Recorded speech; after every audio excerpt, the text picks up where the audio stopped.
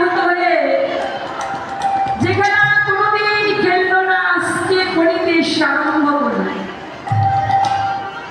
তাহলে অন্যান্য যুগের খেলা আর কলির খেলার মাঝে ব্যবধান এই কলি খেলার বৈশিষ্ট্য কি? আমাদের লীলাতত্ত্ব ভাবক মহাজন জানে প্রতিযোগী খেলেছিল, খেলায় জয় পরাজয় ছিল নির্ধারক, জয় কিংবা পরাজয়। কিন্তু আজকে কলিযুগে এসে যে খেলা চৈতন্যদেব আরম্ভ করিলেন সংসার মাঝে, এই খেলায় সংসারে কারো কখনো পরাজয় হয় না, শুধু জয়। খেলতে পারে, ভাগ্য করে যদি খেলতে পারে আপনার জীবনে জয় অবধারিত। কারণ অনন্ত কোটি জীবকে জয় করবার লাগে মহাপ্রভু সংসারে জয়ের খেলা আরম্ভ করলেন। সবাই যাতে জয় হয়, সকলেই যেন জয়ের রাস্তাটা পায়, সবাইকে জয় করবার করে এই খেলা খেলি কিসের খেলা? মহাজনে জানিয়ে গেল আজ সুরধনী বাংলারে কুলে গৌরার খেলিতেছে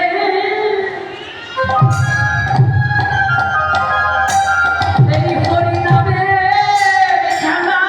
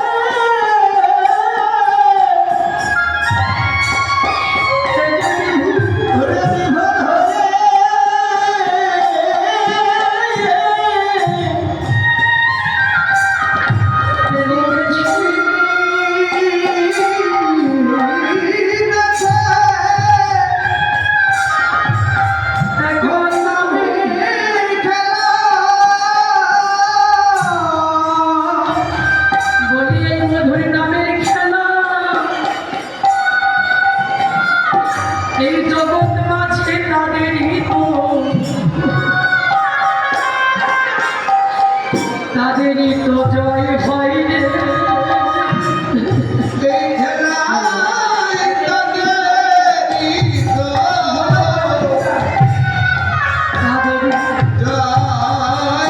রে, সেই মধুরী হরিনামের খেলা জগৎ মাঝে তাদেরই তো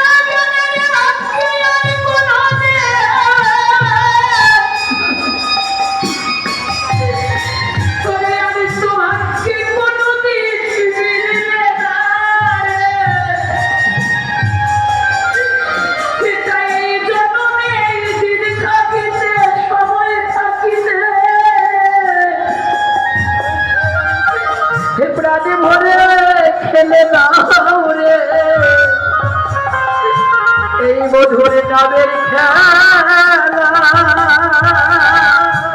এই বেলা ডুবে গেল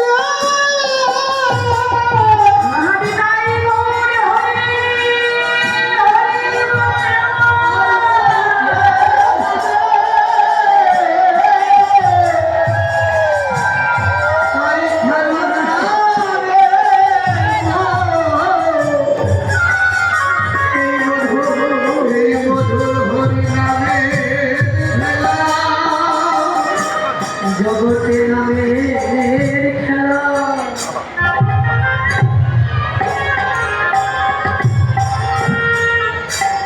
ভাগ্য মনে খেলে যারা এই জগতে ওর নামে খেলা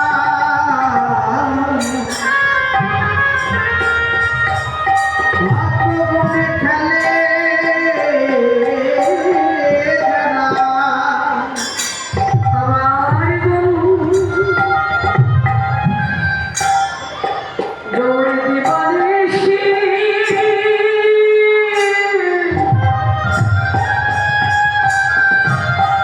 এই জগৎ মাসে টানে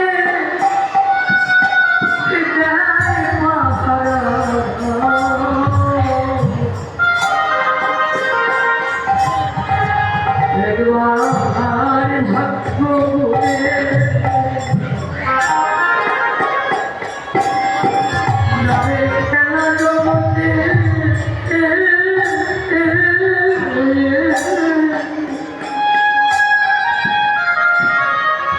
খেলে যারা আমার মনে মিশি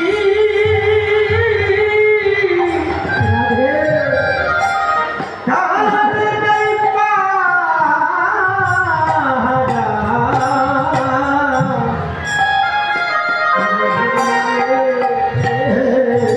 হরি নামে খেলা জগতে খেলে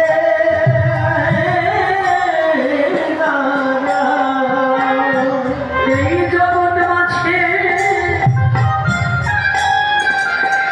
ভক্তের এমন হরি বলা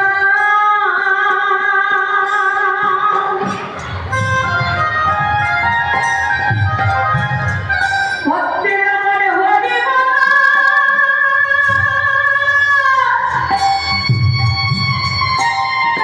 ওরে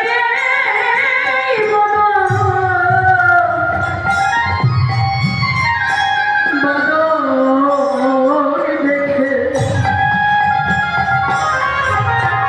গোর তারে দিবানিসি এই জগৎ মাঝে জয় পাহাড় ওরে হরি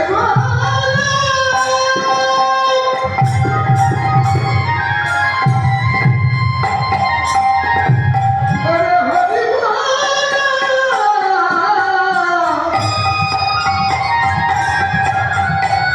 ওরে বলো দেখে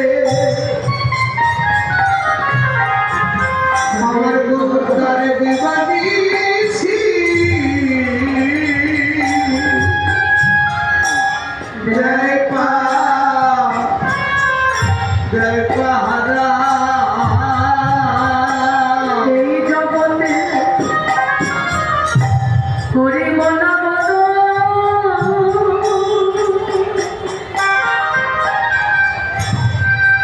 হরি মনা বদল কোনদি আমার গো ভুলে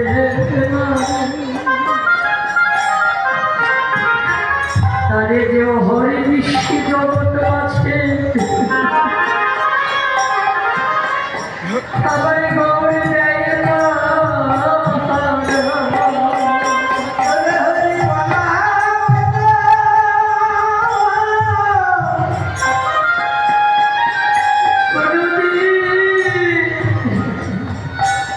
ওরে ভোলে নামে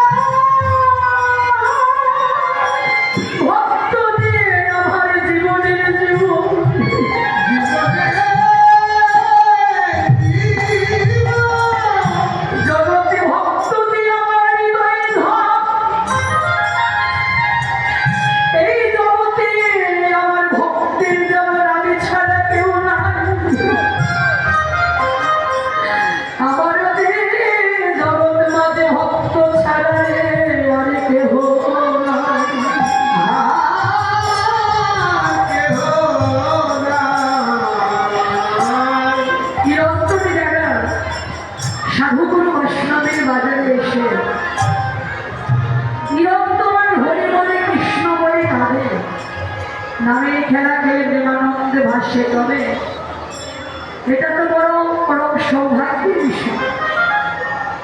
আদি আমরা জগতে অনেক দুঃখ বিরহ জ্বালা যন্ত্রণা নিয়ে, অনেক নামা, অনেক হারানো ব্যথা নিয়ে সারা জনম কাঁদি, কিন্তু হরি বলে কৃষ্ণ বলে কাঁদা, ভগবানের নামে ভগবানকে ভালোবেসে হৃদয়ের সমগ্র ভালোবাসাটুকু তাকে নিবেদন করে দিয়ে, হ্যাঁ তার হয়ে তাকে ভালোবেসে কাঁদা তার নামে, এটা পূর্ব জন্মের সুকর্ম সংগীতি থাকলে বাবা হয়।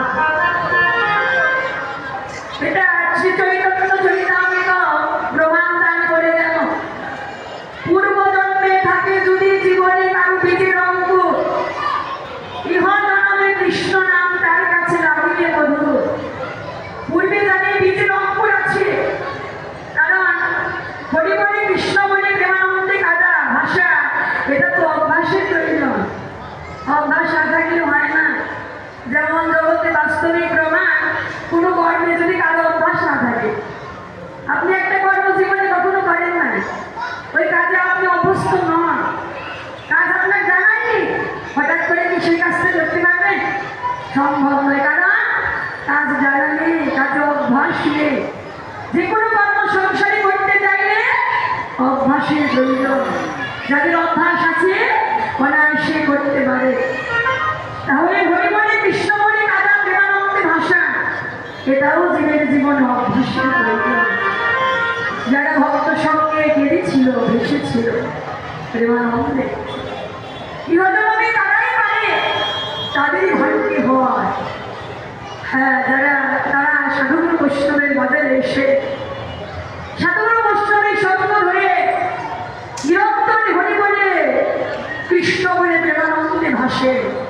আর যারা এই সাধুর সত্য ধরে নিরন্তর হরি বলে কৃষ্ণ বলে কাঁদে প্রেমানন্দে ভাসে, সর্বক্ষণ নামে আশ্রয় যারা থাকে, আমার ভগবান অহরে কৃষি তাকে পাহারা দেয়, হরে কৃষি তাকে রেখে রাখে। নদীর অনেক প্রমাণ আছে। চৈতন্য চরিতামৃত গ্রন্থ অধ্যয়ন করে দেখবেন অনেক ভক্তের জীবনে যারা সর্বক্ষণ নামে থেকেছিল বলে, নামে আরাধনা করেছিল বলে, নাম করে প্রেমানন্দে ভেসেছিল বলে মহাপ্রভু যাদের তাদের সমগ্র জীবনের ভার নিজে গ্রহণ করেছে। সেই ভক্তের সমস্ত জীবনের ভার গৌর নিজে গ্রহণ করেছে। যেমন ভক্ত শ্রীধর মূর্তি সর্বক্ষণ নামে থাকত, তার যার সমগ্র জীবনের ভার গৌর নিজে নিয়েছিল। শ্রীধর সমগ্র জীবনের ভারতে মহাপ্রভু বহন করেছিল শ্রীধর মূর্তি। শুধু শ্রীধর নয়, যেমন নামাচার্য হরিদাস, হরিদাস কেমন ভাগ্যবান ছিল, যার অন্ত্যেষ্টি ক্রিয়া পর্যন্ত, যার শেষ কার্য মহাপ্রভু নিজ হস্তে সম্পাদন করেছিল। কি এমন ভাগ্যবান! কেন বললেন? নিরন্তর নামে থেকেছে, নামে আরাধনা করেছে, নামের জপনা করেছে, নিরন্তর হরি বলে কৃষ্ণ বলে প্রেমানন্দে এসেছে। মহাপ্রভু প্রতিদিন হরিদাসের মুখে কৃষ্ণ কথাটা শুনত। কারণ কি জানে? বড় বৈষ্ণব ভক্ত, ভক্তের বদলে কৃষ্ণ কথা শুনলে কি হয়? ভাগবত শাস্ত্র প্রমাণ দিলেন, কোন শুদ্ধাকারী শুদ্ধ আত্মা ভক্তের মুখে যদি কেউ নিরন্তর কৃষ্ণ কথা শুনে, তার শত শত জন্মের পাপ লাঘব হয়। হরিবল, শত শত জন্মে পাপ হতে পরিত্রাণ পায় শুদ্ধাকারী নিশ্চিত না। কোনো বৈষ্ণবের মুখে যদি কেউ কৃষ্ণ কথা শুনে, তাই হরিদাসের মুখে নিরন্তর কৃষ্ণ কথা শুনত, প্রতিদিন শুনত। বড় আনন্দ পেত, হৃদয়ে ছিল প্রশান্তি পেত মহাপ্রভু হরিদাসের বদলে কৃষ্ণ কথা শুনে। প্রতিদিন সমুদ্র বনে স্নান করতে যেত, স্নান করে আসার পথে হরিদাসের জীর্ণ মন্দিরে যেত ভক্ত নিয়ে। হরিদাস, তোমার বদলে আমার একটু কৃষ্ণ কথা আস্বাদন করা।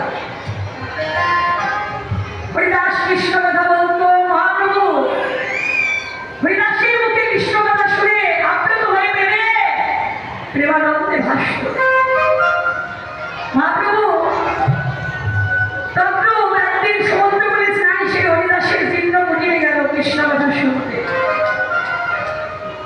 গিয়ে দেখে হরিদাস শয়নে আছে। প্রভু বলল, হরিদাস এমন করে তো কখনো শয়নে থাকো না, আজকে অসময় কালে এমন করে শয়নে আছো কেন? ভালো আছো তো? হরিদাস বলছে, ঠাকুর আজকে যে আমি ভালো নেই তো। কেন? শোনো প্রভু, দেহটা ভালো আছে কিন্তু মনটা ভালো নাই। দেহ ভালো, মন ভালো নেই। হরিবল, কারণ ভক্তরা তো দেহকে কিছু মনে করে না। হরে কৃষ্ণ। যেটা ভেবে যখন প্রভুকে বলল, ঠাকুর আমার মন আজকে ভালো নেই, দেহটা ভালো। প্রভু বলল, হরিদাস এমন কথা বলতে গেল। হরিদাস বলছে, ঠাকুর আমি যে আজকে কৃষ্ণ নামের সংখ্যা পূর্ণ করতে পারছি না। এই মধুর নামের সংখ্যা আজকে আমার পূর্ণ হচ্ছে না প্রভু। মহাপ্রভু হরিদাসের কথাটা শুনে হরিদাসের বদন পানে তাকালো। তাকে হরিদাসকে ডেকে বলল, ভক্ত এই কৃষ্ণ নামের সংখ্যা পূর্ণ করবে কেমন করে? তোমার জীবনের যে আর সময় না, জীবনের যে সময়কালটা অন্তর্নিহিত নয়, এই যে সময় মতো ভজন না করলে, সময় মতো নাম নাশ না করলে, নামে না আসলে অসময় কালে ফায়দা হয়। ভজন করার যদি কারো প্রাণে সাথী লাগে, কৃষ্ণ প্রাপ্তির অন্তরে যদি কারো বাসনা লাগে, স্বামীর জনম ধন্য করার যদি কারো অন্তরে লালসা লাগে, যেন সকাল সকাল আমরা ভজন পথে রওনা করিতে পারি। হরিদাসকে ঠাকুরের ডেকে বলল, হরিদাস জীবনের যে সময় নাই, এই জীবনের শেষ লগ্নে এসে, জীবনের শেষ বেলায় দাঁড়ায় তোমার অন্তরে যদি কোনো আশা থাকে, বাসনা থাকে, তুমি আমাকে জানাইতে পারো। ভগবান ভক্তের কাছে জানতে চাইলো, এই ভক্ত তোমার অন্তরে কোনো বাসনা থাকলে তুমি আমাকে শুধাইতে পারো। তোমার সকল মনের আশা, প্রাণের বাসনা বাঞ্ছা আমি পূর্ণ করব। হরিদাস কেঁদে বলল, আমার এই জীবনে তোমার কাছে যাওয়ার মতো কিছু নাই। অর্জুনা তবে আমার বিদায় নয়, আমার এই যাওয়ার কালে আমার মহাপ্রাণের প্রাপ্তি লগ্নে আমার কাছে একটা নিবেদন, ঠাকুর তোমার চরণে রেখে যেতে চাই। তোমার চরণে রেখে যেতে চাই। শুধু হরিদাসের নিবেদন নয়, এই জগতে অনন্ত কোটি ভক্তি আমার ভগবানের চরণে প্রাণের শেষ নিবেদন। হরিদাস কেঁদে বলল, গৌরী আমার প্রাণের এই নিবেদন। তুমি তো জানো এই জগতে যদি কোনো কারো পিতা মাতা মারা যায়, সন্তানেরা পিতা মাতার দেহখানা কাকে বহন করে পিতা মাতার জীবনের শেষ কার্য শ্মশানে নিয়ে সম্পাদন করে। ও গৌরী, তুমি তো জানো এই জগতে আপনি বলিতে আমার কেউ না। তুমি আমাকে কথা দাও, যেদিন আমার কালো পাখি বিদায় দেবে, এই খাঁচার পাখি উড়ে যাবে, এই ভবের খেলায় আমার শান্ত হবে, যেদিন আমাদের অমন সকল পণ হয়ে যাবে, যেদিন আপন বান্ধব সকল জনমের তরে বিদায় করে দেবে, ও গৌর আমরাও সেই শেষের দিনের কথা তোমার চরণে জানাই যাই।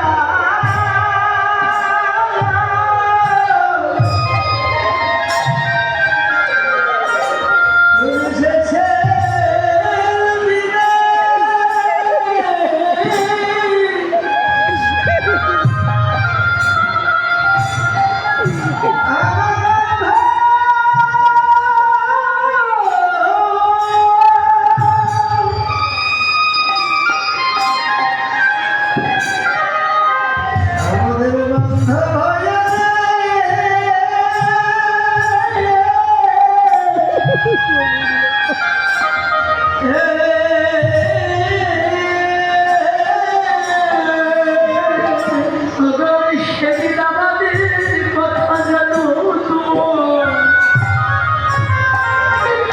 তোমার মনে থাকে সেদিন আমাদের কথা জানো তোমার মনে থাকে। সেদিন জগতে আমরা ওরে আমরা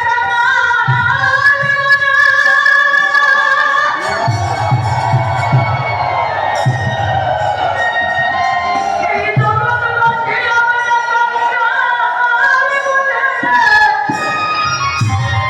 ওরে আমাদের তুমি দূরে তোমার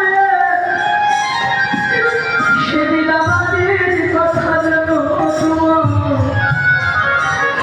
মনে থাকে আমরা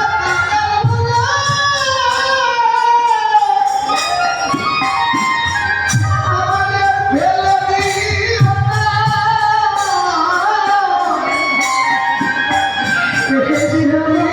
সেদিন আমাদের কথা যেন তোমার মনে থাকে। গৌরী হে তুমি কৃপা করে সেদিন কৃপা করে আমাদের নিজ বান্ধবে হইল বলি এই নিবেদন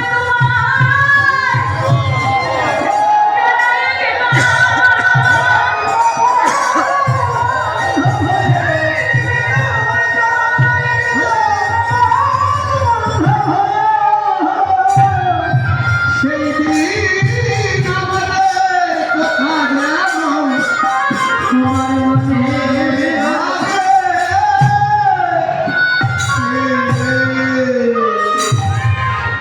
সেই হরিদাসের সমগ্র জীবনের ভার মহাপ্রভু নিজে গ্রহণ করেছিলেন। হরিদাস যখন বিদায় নিয়ে চলে গেল গৌরীর কোলে মাথা রেখে বদনখানা দর্শন করতে করতে শেষ নিঃশ্বাস ত্যাগ করেছে। মহাপ্রভু নিজে হরিদাসের দেহখানা বহন করে সমুদ্র করে সন্তুষ্টি ক্রিয়া করলেন।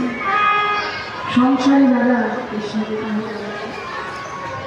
নিরন্তর নামে থাকে আমার নামে আরাধনা যমুনা যতনা সাধুর সঙ্গে যারা করে আমার গৌরে জগৎ মাঝে তাদের অহর্নিশি পাহারা দেয় দেখে রাখে। আজকে মহাপ্রভু নিরন্তর নিজে ভক্ত সঙ্গ করে নামের খেলা খেললে আর অনন্ত করে জীবকে শিক্ষা প্রদান করে গেল। তোমরা নিরন্তর ভক্ত সঙ্গ ধরে সাধু সঙ্গ করে নিরন্তর নামের খেলা খেলে প্রেমানন্দে ভেসে যাও। দেখবে সাধু সঙ্গ করিতে করিতে সাধু সঙ্গ ধরে নামের খেলা খেলিতে খেলিতে নাম করে কাঁদিতে কাঁদিতে একদিন কৃষ্ণ রাম তোমাকে কৃপা করবে নামে তোমাকে ধরবে। নামে যখন কাউকে ধরে নামে যখন কাউকে কৃপা করে তার তো সকল কামনা বাসনা দূরে যায় রে। সে তখন হৃদয় মাঝে দেখিতে পায় আমার ধ্যানের ঠাকুর কোন ভক্তের হৃদয়ের যদি কামনা বাসনা জোরে করিতে পারে কামনা বাসনা দূরে গেলে হৃদয় চিত্ত পরিশুদ্ধি হলে হৃদয় মাঝে ভগবানকে দর্শন করা যায়। হ্যাঁ হৃদয় মাঝে তাকে দেখা যায় হৃদয় চিত্ত পরিশুদ্ধি হলে। আর মহাপ্রভুর শিক্ষা অভিনব যেটা রামানন্দ রানীকে প্রদান করেছে এর আমরা কৃষ্ণ নাম গ্রহণ করো ভক্ত কৃষ্ণ নাম নাও কিন্তু একটা কথা কৃষ্ণ নাম